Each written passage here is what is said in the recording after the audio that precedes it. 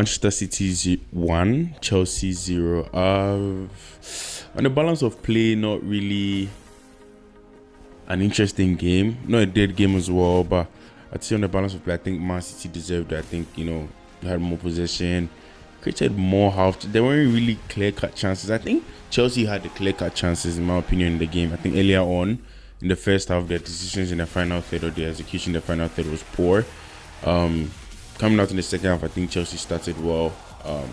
Lukaku got in a chance and then, he fluffed his lines. But Man City, you have to give them credit.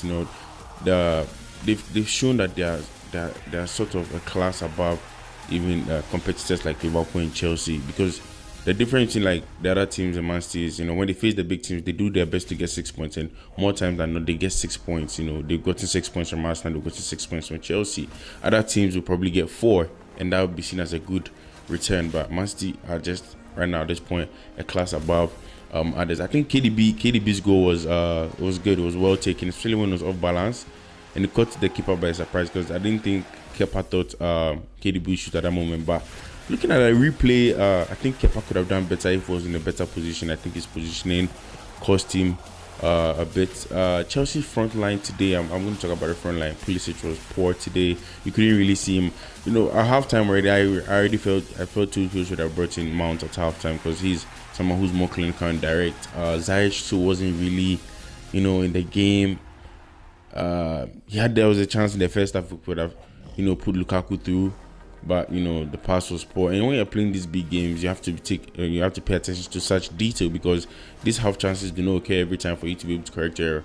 I also felt the ref was a bit biased. Not that he had decisions that really cost any team the game, but I felt he easily booked the Chelsea players and failed to book the Man City players.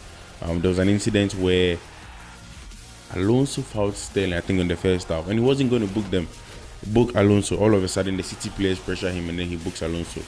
And then the City players commit fouls as well. Fouls worthy of yellow cards at least. He doesn't even reach for his pocket. I don't think any City player was booked today. But credit to City, good results for them. Jack Grealish, the player I want to talk about. Now, Man City bought him for £100 million by the time, as we all know, and he's not really got going, if we're being very honest. I didn't really see him much in the game, and then he had a chance today, he didn't take it. I don't know why people are not talking about him. People talk about other players like Sancho and the rest who are also putting for big money, but I feel it's unfair, like Grealish not getting as much criticism as he should get. Raheem Sterling today, good performance, decent performance. One thing about Sterling is he keeps looking for penalties easily, and he should have been booked for a dive. Because I could count about 4 or 5 times he went down easily. The midfield today was, decent. I think Kante and Kovacic played well. They were okay. I didn't really see major errors from Chelsea. Definitely, the goal was just a moment of brilliance. It wasn't like, an error from Chelsea. Like an error. Things like that happen. KDB is a special player for a reason.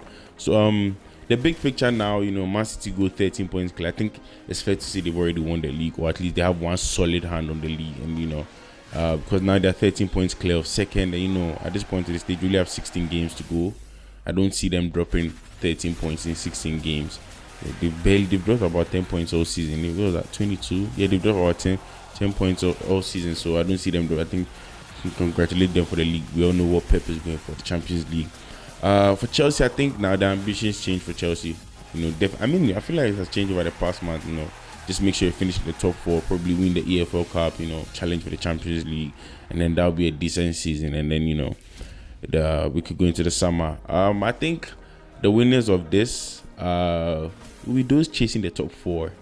Will be those chasing the top, because I think now the number 1 is already done. But I still think I'm personally one of the opinion that from 2 to 6, there's still some fights in there for the top 4. So like there's space for second, third, and fourth, and not just the 4th place. Definitely, I do believe Chelsea and Liverpool will finish in there, but there's still a fight there. So yeah, all in all, good result for City.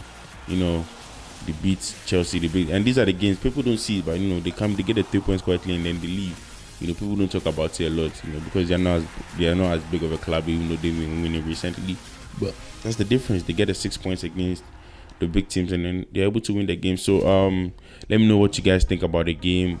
Oh, I mean, what you guys what you guys think about the game. If you like what you see, please make sure you subscribe to the channel, share, and please like the video. And I'll see you guys next time. Bye.